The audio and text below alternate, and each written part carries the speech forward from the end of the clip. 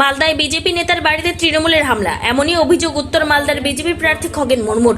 খবরে প্রকাশ, গতকাল গভীর রাতে বিজেপি যুব মোর্চা সাধারণ সম্পাদকের বাড়িতে তরোয়াল দা নিয়ে হামলার অভিযোগ উঠল তৃণমূলের পঞ্চায়েত মেম্বারের স্বামীর বিরুদ্ধে। সকাল পর্যন্ত এলাকায় উত্তেজনা দেখা যায়। ঘটনাটি ঘটেছে হরিশ্চন্দ্রপুর থানা এলাকার পিপলা গ্রামে। এই হামলার জেরে বিজেপি নেতার মা আহত হয়ে হরিশ্চন্দ্রপুর গ্রামীণ হাসপাতালে ভর্তি রয়েছে। ঘটনার খবর পেয়ে গতকাল রাত্রে ওই এলাকায় গিয়ে হরিশ্চন্দ্রপুর পুলিশ পরিস্থিতি নিয়ন্ত্রণে আনে। এই ঘটনায় দুই পক্ষই হরিশ্চন্দ্রপুর থানায় অভিযোগ দায়ের করেছে বলে খবর। মানে জমি জায়গার কি গন্ডগোল ছিল?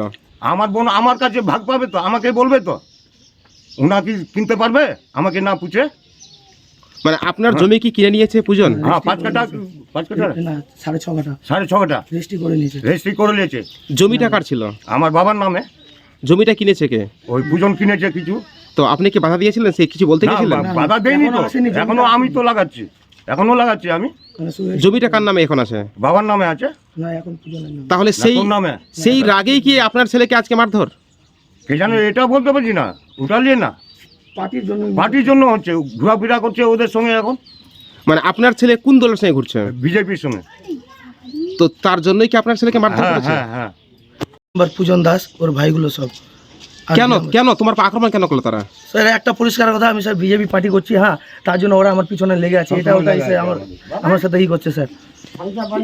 কি ভাঙচুর করেছে তোমার? আমার গাড়িটা পুরো কেটে দিয়েছে কাশিমপুর স্ট্যান্ডে। কালকে রাত 12টার সময় ওর ভাইগুলো সব এসে, হ্যাঁ, মর্দতকে বাড়িতে বাবাকে মেরেছে, ওদের ভাঙে আছে ওখানটায় বাসগুলো সব, আর মাকেও মেরেছে। মানে কারা তোমাকে মারধর করলো? কারা? পূজন দাস ওর ভাই, প্রসঞ্জিৎ দাস। পূজন কোন দল করে?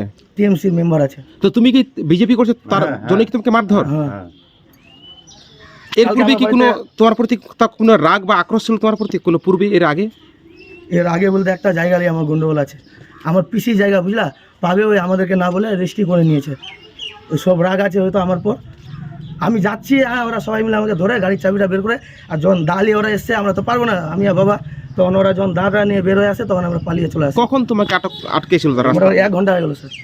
তোমার গাড়ি কে ভাঙচুর করলো? কি পূজন দাস কি দিয়ে আক্রমণ করেছিল তারা? তরোয়াল দিয়ে। কজন ছিল তারা?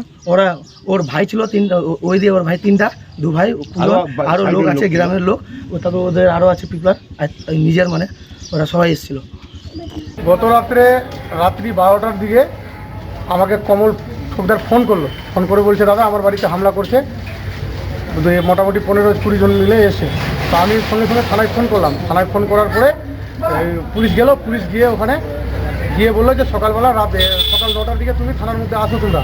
তো সকাল 9টার দিকে এর বাবা কমল ঠোকদারের বাবা আর মা আর ওর বাবা, এই কমল ঠোকদার নিজে, তারা 3 জন মিলে আসছিল।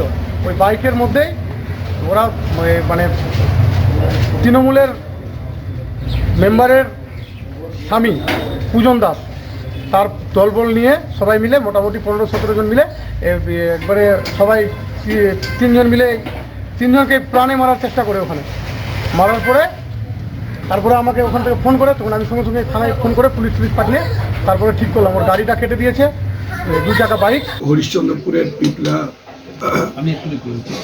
কাশিমপুরে গত 2 দিন ধরে সেখানে আমাদের কার্যকর্তা যারা আছেন, আমাদের বিশেষ করে ওখানে যুব মোর্চার সাধারণ সম্পাদক কমল ঠোকদার, তার উপরে চড়াও হয়েছে।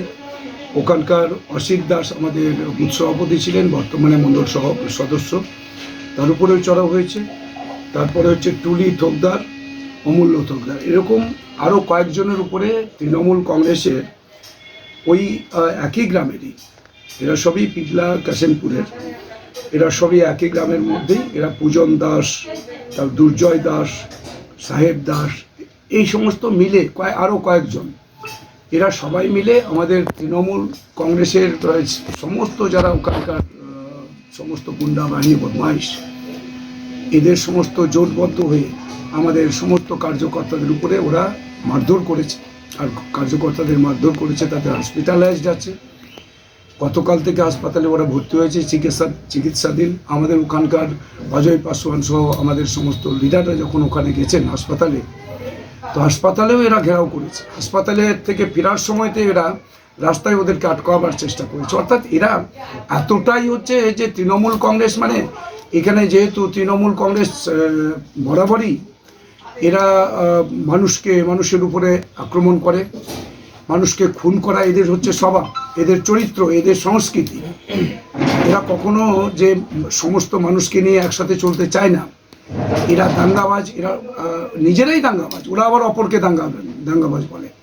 এরা প্রতিদিন মানুষের বিরুদ্ধে এই সমস্ত কাজ করে। ওরা নির্বাচন এসেছে, নির্বাচনের সময় যেহেতু দেখছে ওদের অবস্থা খুব খারাপ, মানুষ এদেরকে পরিত্যাগ করছে। মানুষ থেকে তৃণমূল কংগ্রেস যতই বিচ্ছিন্ন হচ্ছে ততই এরা হিংস্র হচ্ছে। এরা হিংস্র হয়ে এবার হচ্ছে যে এরা মারধর করার চেষ্টা করছে, সন্ত্রাস তৈরি করার চেষ্টা করছে। তো আমি সেই জন্যই এইখানে আমরা সবাই ঠিক করেছি, আমি নিজেও ওখানে যাব, আজকে যাওয়ার জন্য প্রস্তুতি নিয়েছি।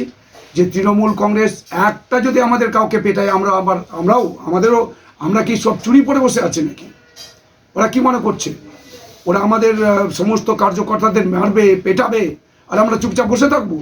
আমরা প্রশাসনকে বলবো, আজকে আমরা পুলিশকে বলবো, থানাকে, যদি থানা কিছু না করে আমরাও তাদের বিরুদ্ধে ব্যবস্থা নিতে আমরা বাধ্য হব। আনন্দপুরে একটা জমি বিবাদের গন্ডগোল, খগেন মুর্মু বা বিভিন্ন বিজেপি অভিযোগ করেছে তৃণমূলের বিরুদ্ধে, আর থানা ঘেরাওয়ের প্রস্তুতি, আজকে থানা ঘেরাও করতে খগেন মুর্মু, কি বলছেন? দেখুন, এখন ভোট এসছে, ভোটের আগে এদের দেখা যায়নি, ভোটের এসছে, এখন তারা বিভিন্ন ধরনের রাজনীতি করবে। মানুষ এটা বুঝে কোনটা সত্যি কোনটা মিথ্যা। যতই তারা এসব থানা ঘেরাও করুক, আর এ করে লাভ হবে না। মানুষ মমতাদিকে ভালোবাসে, মমতাদির কাজকে ভালোবাসে, আর মমতাদি 24 ঘন্টা সবসময় মানুষের পাশে থাকে, মানুষের কাজ করে, সেই তফাৎ। জমি বিবাদকে একটা রং দেওয়া, সবকিছু রং দেবে। এখন দেখবেন আপনার বাড়িতে যদি বাচ্চার সঙ্গে কোনো কিছু হয়, ওইটাও রং দিয়ে দেবে। Wicked Unleashed. That's wicked. All the cuts and the curves. So wicked. Take what you deserve. It's wicked. EBS Raider. Unleash your wicked.